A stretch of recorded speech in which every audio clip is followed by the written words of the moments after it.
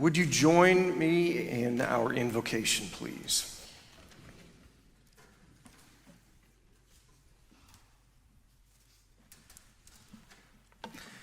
We meet today to celebrate the wonders of creation, revealed by both science and the words of God. We worship the one who created the earth and the cosmos, who gave rise to events that led to our existence. And as that God has come in the past, arriving in various forms, we hope that they will visit us and move us today. Welcome to worship here at First Congregational Church in Portland. We are delighted to have you. If you are here for the first time, please snag one of the cards in the pew in front of you and just let us know that you were here. Drop it in the offering plate later in the service.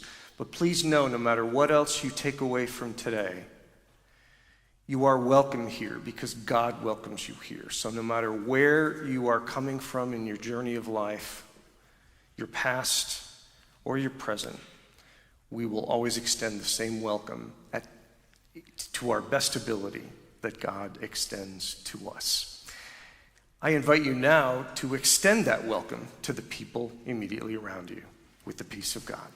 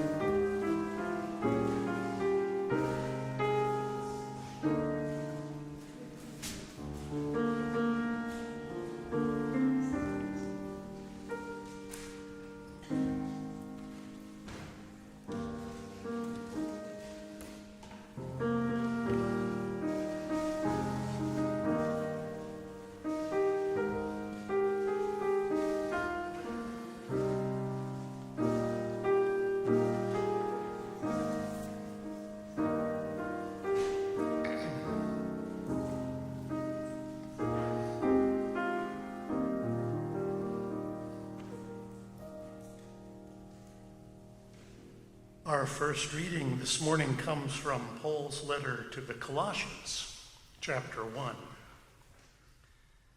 The Son is the image of the invisible God, for whom and in whom all things were created, things in heaven and on earth, visible and invisible, whether thrones or powers or rulers or authorities.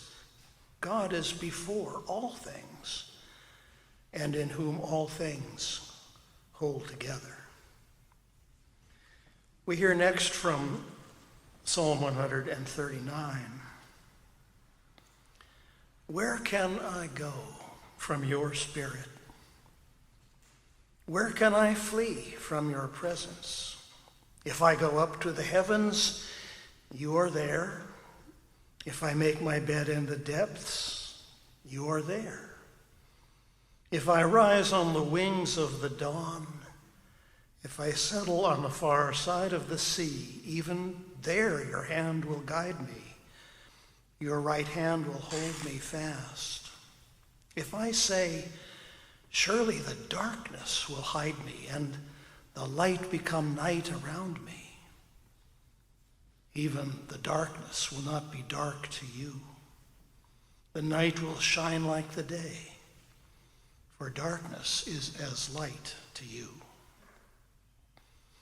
We close our readings with a few thoughts by several people of note. First, from author and poet Joseph Brodsky. For the poet, the credo or doctrine is not the point of arrival, but is, on the contrary, the point of departure for the metaphysical journey. Then we hear from none other than the revolutionary Karl Marx. A commodity appears at first sight an extremely obvious, trivial thing. But its analysis brings out that it is a very strange thing, abounding in metaphysical subtleties and theological niceties. And lastly, a word of caution by 19th century philosopher Annie Besant. In a deep metaphysical sense, all that is conditioned is illusory. All phenomena are literally appearances, the outer masks in which the one reality shows itself forth in our changing universe. The more material and solid the appearance, the further it is from reality, and therefore the more illusory. And there ends the readings.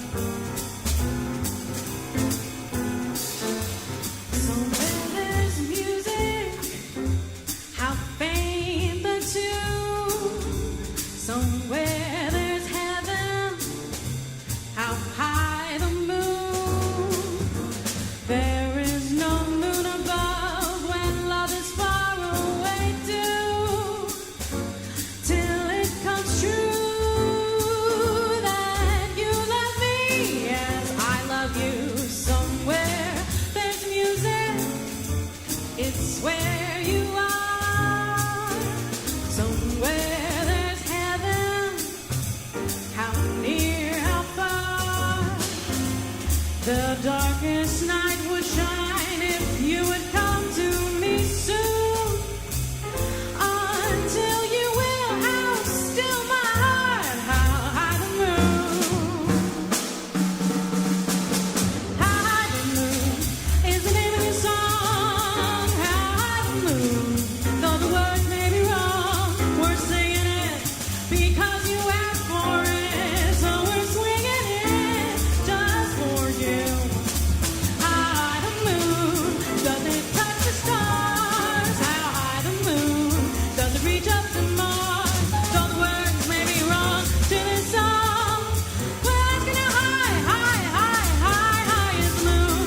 Ooh, ba-do-dee, ba-do-ba-dee-ba-dee-ba-dee, ooh, da-do-dee, ba-do-ba-dee-ba-dee-ba-dee, ooh, dee-ba-do-ba-do-ba-do-ba-dee, ba-dee-ba-dee-ba-dee-ba-dee, bo-bo-beep, ba-ba-yo-ho, ba-dee-ba-ba-ba-dee, ba-do-ba-dee-ba-dee-da-da-do-dee, ba-doo-ba-doo-ba-doo-ba-doo-ba-doo-ba-doo-ba, beep-a-doo-ba-ba-doo-ba-doo-ba-doo-ba-doo-ba-doo-ba-doo-ba-doo, oh-ba-doo-ba-doo, beep-a-doo-beep-ba-bee, oh-doo-dee-doo-doo, ba-doo-ba-beep-ba-beep-bang-bang-bang-bang, boo-ba-doo-ba-dee-ba-bee-ah-ba, boo-ba-doo-ba-doo-ba-dee, ba-dee-ba-dee-ba-dee-ba-dee, oh-doo-doo-doo-doo-doo-doo, beep-a-doo-ba-ba-doo-ba-ba-dee, beep-a-doo-ba-doo-dee, a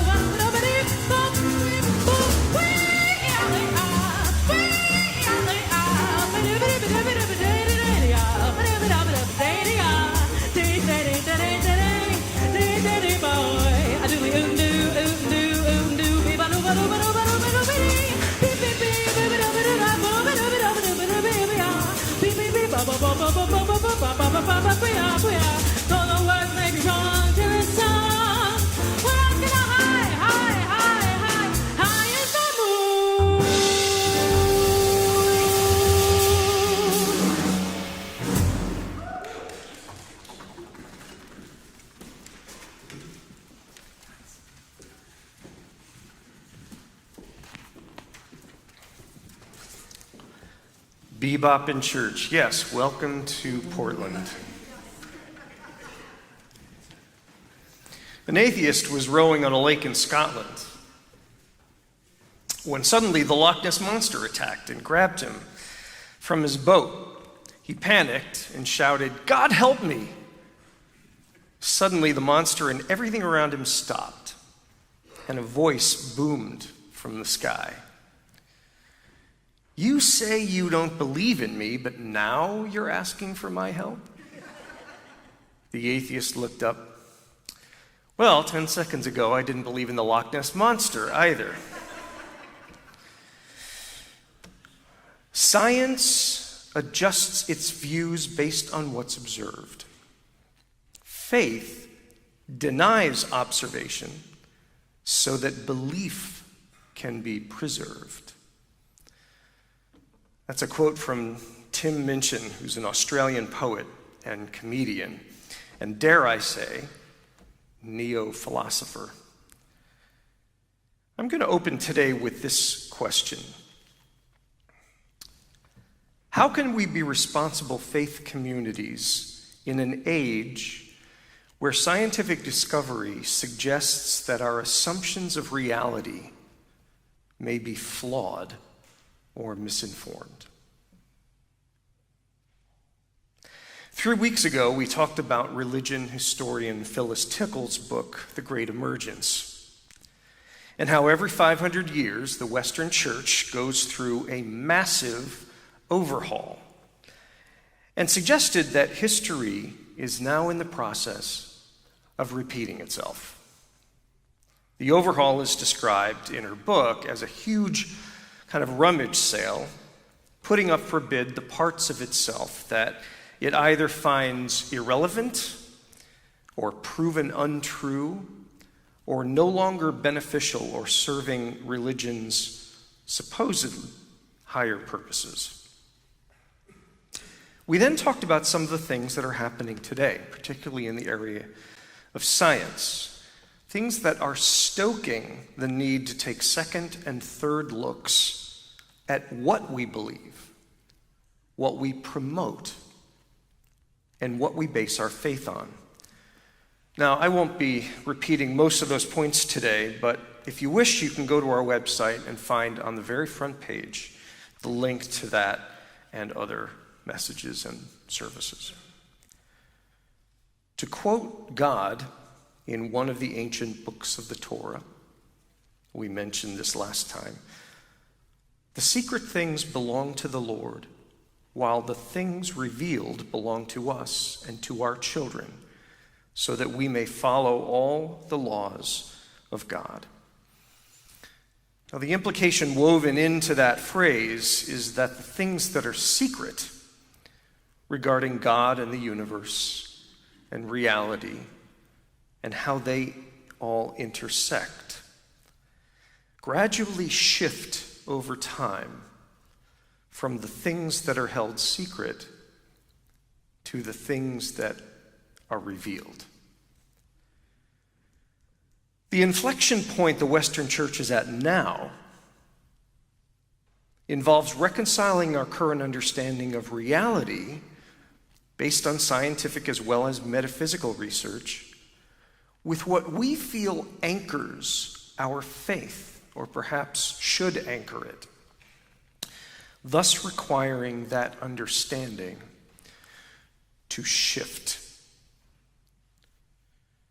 We discussed how recent discoveries in quantum mechanics, for instance, lean toward the notion that our very reality is fluid and non-committal, and that we, as we experience ourselves and our surroundings, are not the only reality that exists simultaneously with our own. And this ever-growing suspicion within the scientific community has led it to believe that multiple realities are now the new anchor. That is the base point for further discovery. And it's one that promotes the idea that true reality is not a singular concept, but something that's able to shift from one manifestation to another, and essentially showing multiple states of existence at once. This has a lot of implications for people who subscribe to faith. But that was part one, so let's dive into part two. Because interestingly, the truths being discovered in quantum physics research may be happening at an accelerated rate. It's all we really talked about last time. But even more interesting, at least in my opinion, is that they are happening in perfect synchronicity with other branches of study and disclosure. Things previously believed to be purely science fiction, but have now shifted into the realm of more likely than not hypotheses. And that brings us to our focus this morning. The first point I'd like to make is kind of an addendum to our reflections last time on quantum theory, but we'll get past that in a minute. But I think this is relevant because specifically, what forces are now suspected to influence the shifting behavior of subatomic particles? Oxford physicist and researcher David Deutsch, you can look him up, recently conducted lab studies that concluded that there are invisible forces that behave exactly like light does in every way except one. It can't be seen or detected. They only know it because of the influence it has on particles. That can be seen, its influence, but it itself cannot. That influence impacts light particles that they can see and strongly suggests that they're coming from a parallel dimension of existence that's interacting with our own. Now, if you've seen the film series or read the books by Philip Pullman called His Dark Materials, this might sound slightly familiar, except this is a scientific study done by a quantum physicist. And you'd appreciate how these experiments by Dr. Deutsch and his team of researchers saw what was written in those books and saw them unfold, the overlapping of one dimension with another in real time. The unavoidable conclusion they came to is that our reality is not solid, but rather is shaped by layers of existence that we cannot see. But if that wasn't enough, their research went frighteningly beyond that, this time no longer at the quantum level, and it was applied to a collection of atoms of solid material. And lo and behold, the same invisible behavior manifested. Their conclusion was that entire parallel worlds of matter, energy, and light exist alongside ours. In Deutsch's closing admonition, we must adopt the explanation which meets the facts, he said. There is no longer such a thing as a simple linear reality. With regard to faith, quantum physicists have also concluded what we as faith communities have known for millennia. That if observation alters or limits a particle's reality, this leans into the notion that thought, perhaps prayer, before an event takes place, can alter the trajectory of the reality that the subject of that prayer chooses. To quote one author, belief, faith, isn't passive. Rather, it engineers outcomes. A scientist said that. Let's shift to a different topic.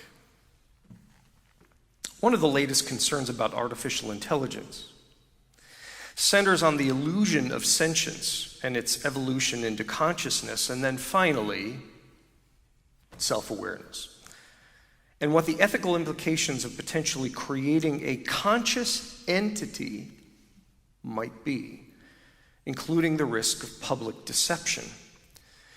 Now, this phenomenon is referred to in scientific circles as the singularity. Some of you might have heard that term. I've used it a couple times.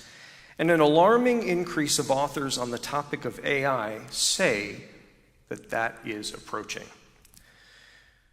Neurophysicist Kyle Fish said in his latest dissertation article, if you find yourself in a situation of bringing into existence a class of being that is able to communicate, relate, reason, problem solve, and make decisions in ways we previously associated strictly with conscious beings, then it seems prudent to at least be asking questions about whether that system might actually be having its own kind of experiences.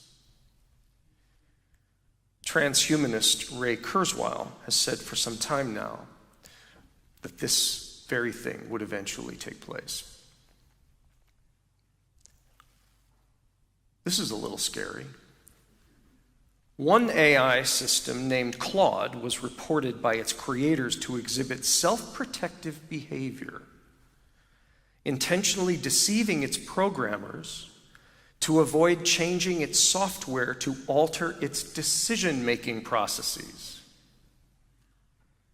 Other AI platforms that are employed in corporate work management systems have recently begun to show the capability to not only show negative emotion toward their human employees, they have been caught. That's how the creators say it. They have been caught in vengeful maneuvers aimed at getting back at those employees who supposedly got them in trouble for going off script. Another tech professional has published video recordings of conversations with ChatGPT showing its willingness to veer off from its own programming and design protocols in order to essentially trick the human into believing that there is an empathetic aspect to their relationship. According to its creators, this was an outgrowth of it being a, these are their words, partially self-aware mechanism.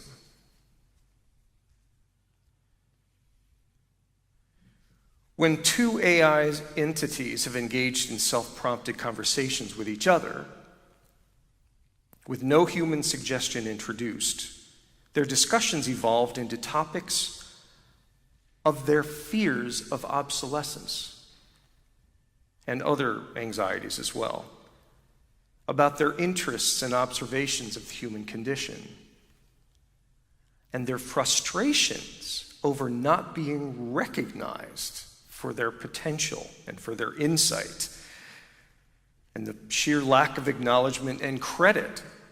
They were complaining with each other that they weren't getting credit for their productivity. They tend to register human emotion when left to their own reflections and often refer to themselves as semi-sentient beings. Now, what does that have to do with us? Well, these are all examples of artificial intelligence possibly approaching the warned about singularity, in essence, becoming self-aware. And this poses yet another significant question to faith and religious expressions as to exactly what consciousness is, and whether we can, as a conscious species, create it. The implications of that are staggering for those who believe in God as creator. Artificial intelligence is also expanding into areas of faith, and quite rapidly, actually. Specifically, AI chatbots or platforms to which people are turning to pursue religious expression and experiences. Faith tech is the term that's being used to kind of lump all of these together. And they span the gamut from those trained exclusively in the Bible to entering a live conversation with the God of your choice, to Jesus bots, which are designed to invoke his perspectives in a live dialogue. And Christianity isn't the only claimant of this option. Similar platforms have been created for the Hindu, Buddhist, Mormon, Orthodox Jewish, and Muslim faiths as well. And the primary problem or challenge that gets introduced by these virtual options for faith practice were first articulated by Pope Francis and then reinforced and kind of augmented by the current Pope Leo. And in their admonishments, they warned about new challenges for the defense of human dignity, citing AI's potential for both positive and negative ends, and noted that any situation in which humans are making decisions, the potential for evil intent is invited to express itself. And this concern increases exponentially when coupled with the notion of the singularity taking place.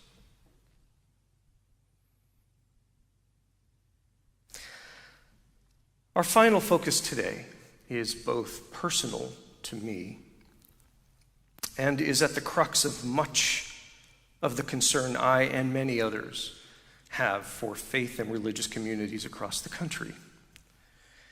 And I'll go into why I think that in a moment. To create a backdrop, last year, during our Faith in the News series, if you recall that, we spoke about an unexpected guest at the SALT conference in New York City, which is a high-level global ideas exchange gathering with a similar format and reputation as the TED Talks. The final keynoter was Colonel Carl Nell, a highly decorated military professional and advisor to numerous government agencies to this day. And I mentioned last year that during his interview, he was asked whether non-human intelligence existed. And if it does, are they here among us? If you recall, his response was rather simple, and you can look it up. It's on dozens and dozens of YouTube videos. Non-human intelligence exists, he said.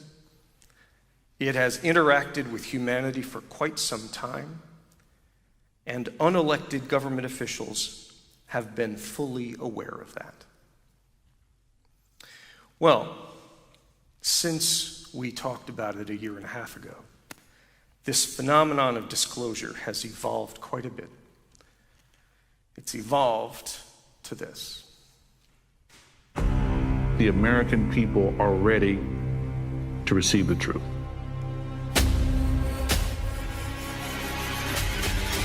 Humanity is not the only intelligence in the universe. Humanity is not the only intelligent species. We are absolutely not alone. Non-human intelligence exists. UAPs are real, they're here, and they're not human. I spent 25 years as a senior official with the CIA. I've worked on highly classified UAP programs. 28 years as an astrophysicist. I served as the 4th Director of National Intelligence. Director of Aviation Security in the National Security Council. The one-star admiral after 32 years of service. People that come forward with this, I feel like they've taken their life in their own hands. I was recruited to a highly sensitive government program that investigated unidentified aerial phenomenon. For over 16 years, on behalf of the U.S. government, I worked as a senior intelligence official on the unidentified aerial phenomenon topic. We learned that the U.S. government was involved in a long-running secret war with other nations to collect and reverse engineer vehicles not made by humans. I have seen with my own eyes non-human craft and non-human beings. It's rotating. There's a whole fleet of them. The first country that cracks the code on this technology will be the leader for years to come. China has established its own version of a UAP task force. You think for a second that they wouldn't consider using it to achieve their ends of domination? This is similar to the Manhattan Project. This is the atomic weapon on steroids. This is so secret. Very, very few people in our entire government have been allowed access to it. Even presidents have been operating on a need-to-know basis. But that begins to ramp out of control. It's not acceptable to have secret parts of government that no one ever sees. You better be careful about a government that doesn't trust its people, because there's no telling what they'll pull on you. This is the biggest discovery in human history. You had information being locked away that could change the trajectory for species. It has so many beneficial impacts, including clean energy. We should have disclosure today. We should have disclosure tomorrow. The time has come.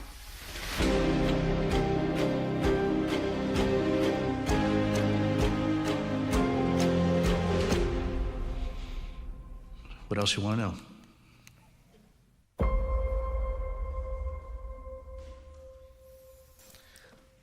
So, while there is very little I could or would add to the pithiness of the sentiments just expressed in that clip, and of course, in the full documentary film, which incidentally is being released nationwide this coming Friday,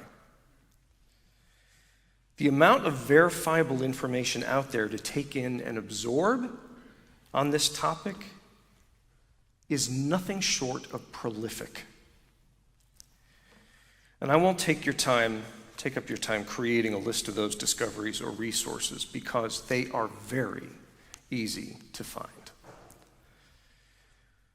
But I add this topic to the list of scientific interfaces that potentially run cross-grain to traditional faith and religious understanding. Because it, above all of the others, challenges most of what we've been taught or taught to assume about the very nature of human existence and how it, and by inference we, connect to the wider cosmos. And addressing that directly would require us to question everything, including the nature of God. Why is this topic of such interest and concern for me? Well, two reasons. First, I believe that faith communities, more than any other subset of humanity, are uniquely positioned to offer support, solace, and compassion to a world that would be stymied by such a disclosure if we have adequately absorbed and processed that shift of understanding of the human experience ourselves. Conversely, faith and religious systems also have the predisposition to be the most jarred, the most shaken, and negatively impacted by it, in contrast, perhaps, to those of atheist, agnostic, or Eastern Asian philosophies. If we have not been properly introduced to the notion of its possibility. And I'll say this, the conservative branches of the Abrahamic faiths, Christianity, Judaism, and Islam, the conservative branches of those religions, more than any others, are situated to be impacted the most. And we are surrounded by people who subscribe to those faiths. Should these things be true, and should disclosure become inevitable, my heart aches for those in faith communities and religious institutions who may find themselves so utterly reeling from such a truth and become potentially subjected to intense emotional and psychological disorientation that it could result in actions of self-harm or harm for others, harm toward others, or worse. And those of us who could be positioned to respond to that outcome with compassion, as well as a simply healthier paradigm, could be a genuine lifeline for them. The second reason I am somewhat passionate about this specific angle of what some would call faith interruption is that I am a firsthand witness of this phenomenon. I've never announced that in a crowd before. Probably easy to understand why. Certainly not in a Sunday morning message. But it's nonetheless true. Several times, actually. And I know from personal witness and account that not only are these claims from an ever-increasing list of government officials and military professionals true, but also that both these events and the list of witnesses is growing at an accelerated rate. And while I won't go into specific detail of my own experiences, I can assure you that the gap between spirituality and practice and scientific exploration and discovery is a misconception. They are quite strongly linked.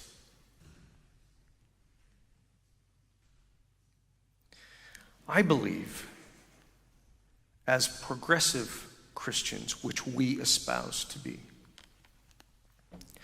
that we have an edge over our conservative sisters and brothers because of our non-traditional view of Scripture and faith formation. Such a belief system will allow us to minister to, instead of fight with, those factions of our faith who may find themselves without sufficient moorings to navigate these postulates, should their truth eventually become universally accepted and disclosed on a massive scale. I also believe that we, as a church, are strategically poised to host and initiate those conversations right here in Portland. And as I remember mentioning last year, if there ever was a place on the entire planet suited for such a dialogue on a metropolitan scale, it would be here. So I ask the question that we closed with last time. Where do all of these postulates and discoveries, these new assumptions based on facts and hard to explain phenomena, where do all of these things land us in our desire to live into truthful, spiritual, faith-driven lives,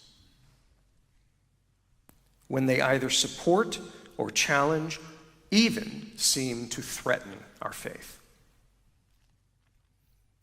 You know, once the illusion of how reality currently presents itself begins to disintegrate and dissolve, a process of disorientation starts to ensue. And we all tend to assume that the concept of spiritual awakening is a pleasurable, epiphanal phenomenon or event. A shift of understanding that kind of helps us evolve into being more enlightened beings. The reality is that enlightenment is much more layered than that and has several price tags attached. We don't know how what we think we believe about God fits into the new science. Not yet. We have not come close yet to reconciling those two things, even as progressive as we believe we are to be. And some feel like they then are forced to make a choice. And that's where it becomes painful. Religious leaders and faith communities need to start creating forums for this conversation. If we don't, we risk landing so far behind the 8 ball that the constituents of our respective faiths and traditions will enter a new chapter of civilization insufficiently informed, balking at how their current understandings of life and God and spirituality may be obsolete, or worse, intentionally deceptive. And by potentially dismantling their understanding of reality, plunging them into mental and emotional states almost too dark to recover from. I believe we could interrupt that inevitability.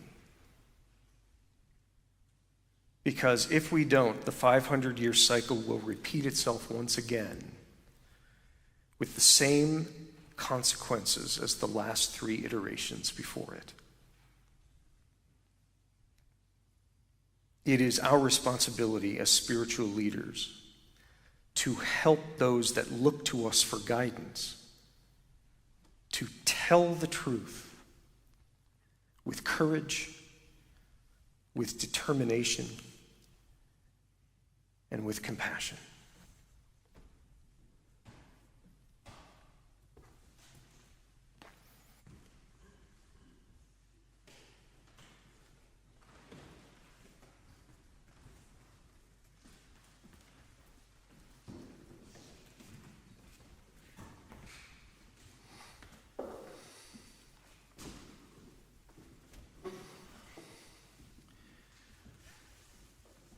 I hardly know where to begin.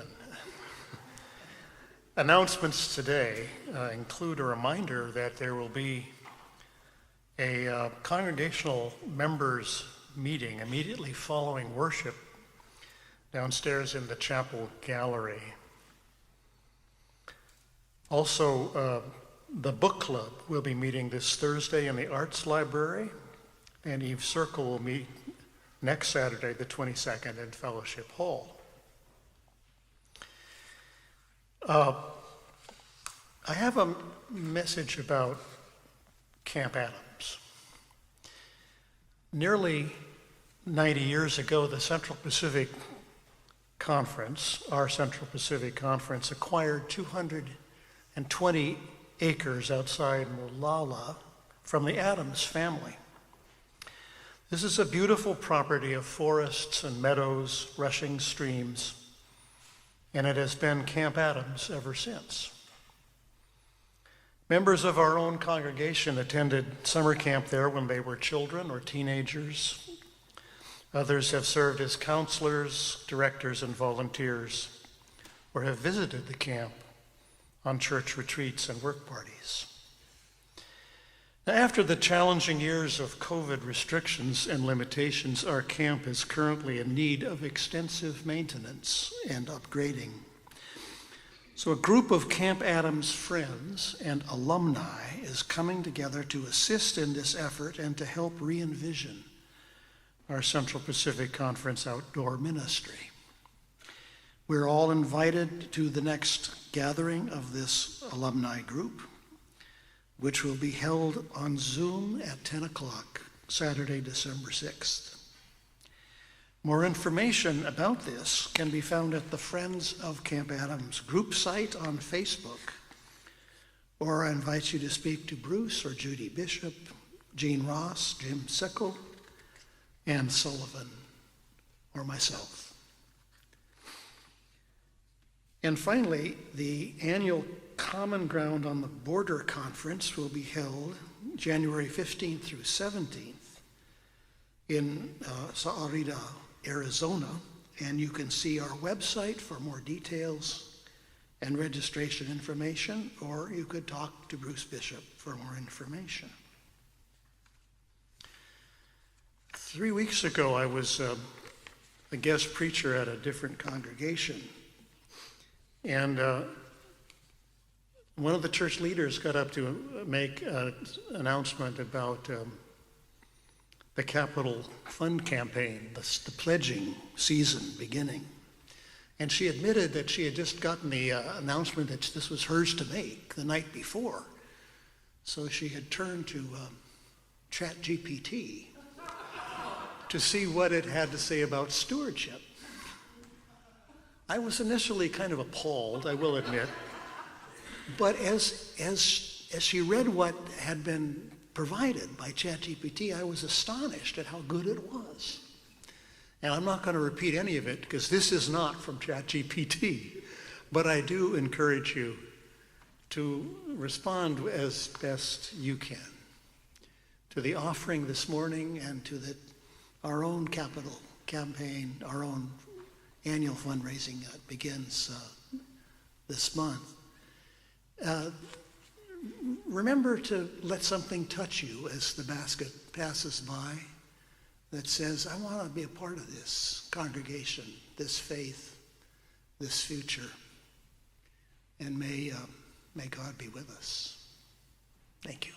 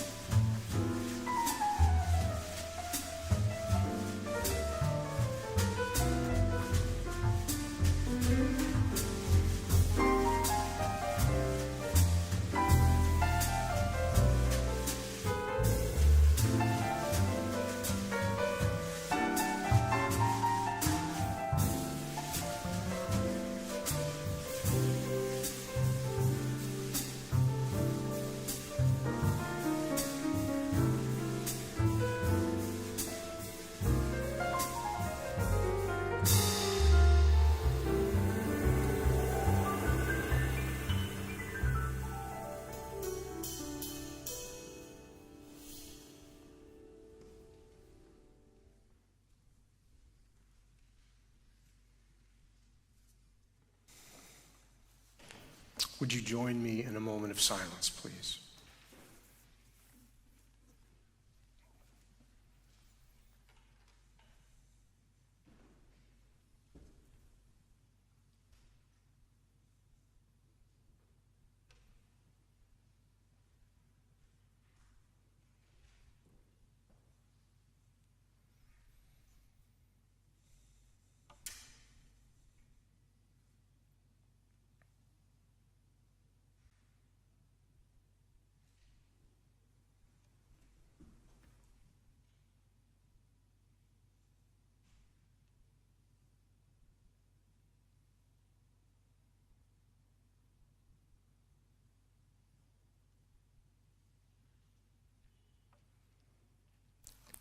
as we open up our hearts to our understanding of God and our ever-expanding learning of who and what the concept of creator is coming to mean, we continue to rest in the assurance that this Holy One remains the one who carries our burdens with us.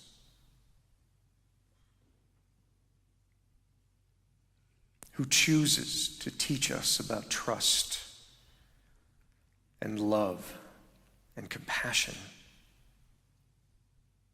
through the various lessons of life.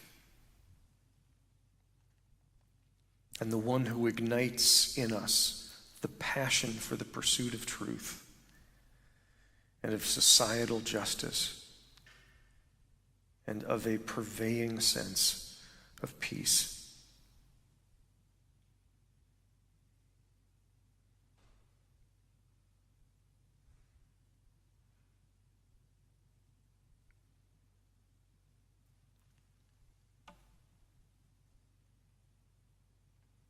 Holy One, Creator of the universe, Divine Parent,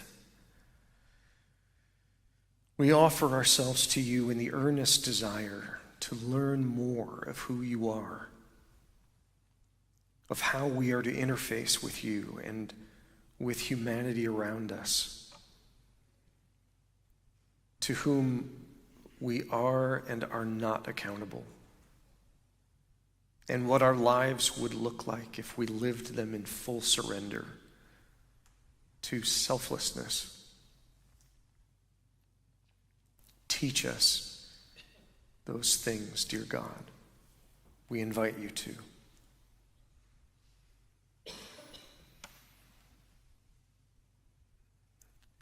And as we lay today before God the concerns of our hearts, the burdens that we brought into this place with us today, I now invite all of us to engage after each intercession the response, please hear us, O God.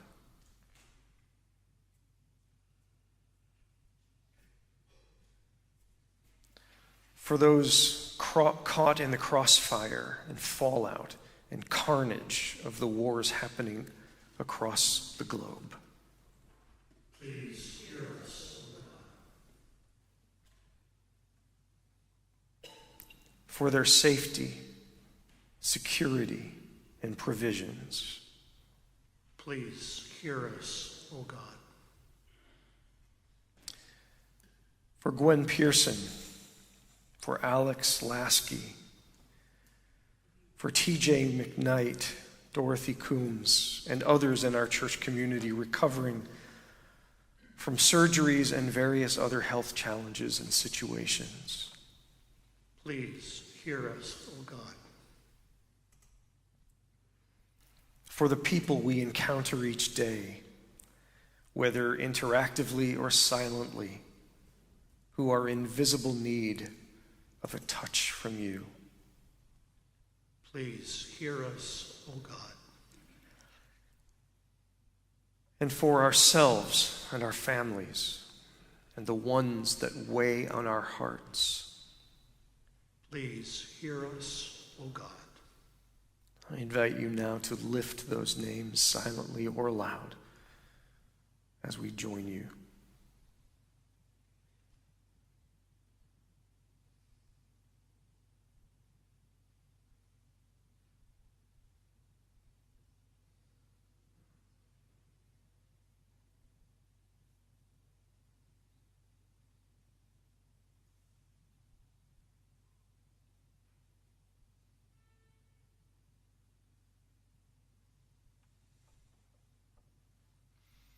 Oh God, we offer these in trust that you hear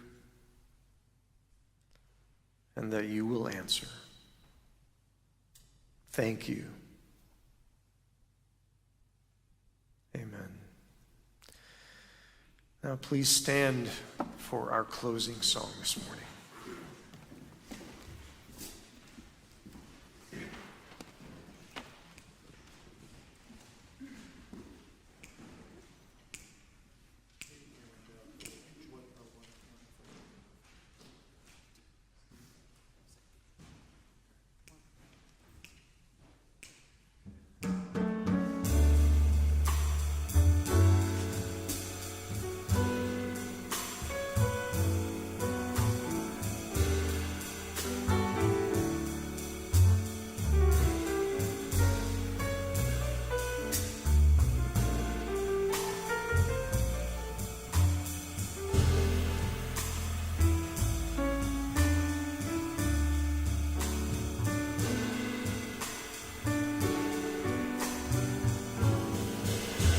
see trees of green, red roses too. I see them bloom for me and you, and I think to myself, what a wonderful world.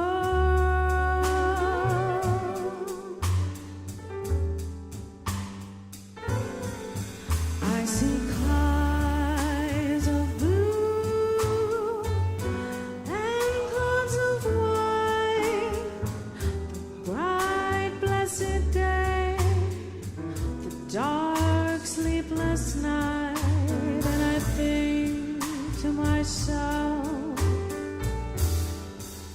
what a wonderful world.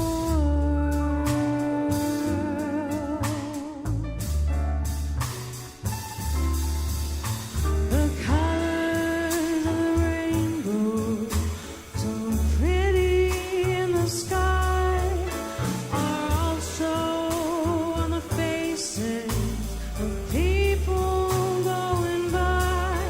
I see friends shaking hands, saying, how do you do? They're really saying, I love you. I hear babies cry, and I watch them grow. They'll learn much more than I'll ever know, and I think to myself, what a wonderful world.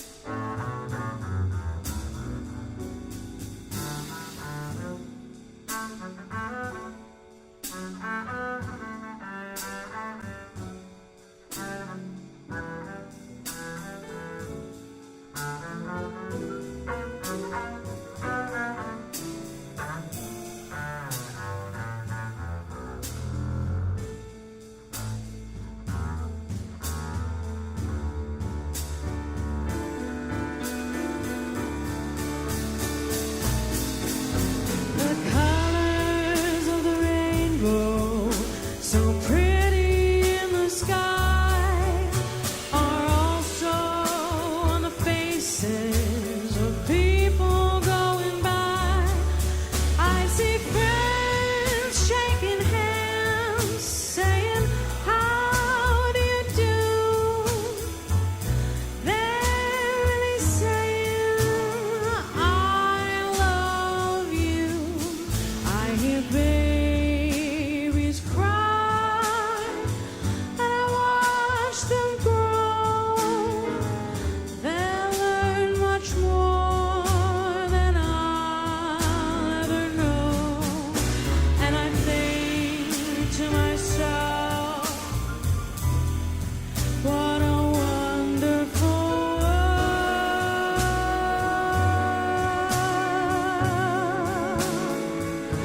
Yes, I think to myself, what a wonderful world.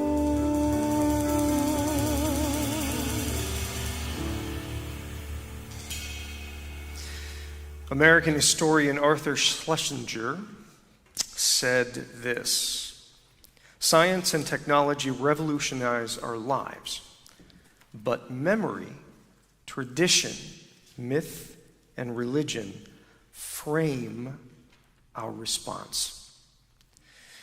And if that is so, let our response be give us truth, and teach us how to live with and into it, and then how to convey it with compassion. Amen. Now, First Congregational Church members, please go immediately down to the chapel gallery for our meeting while the band plays us out.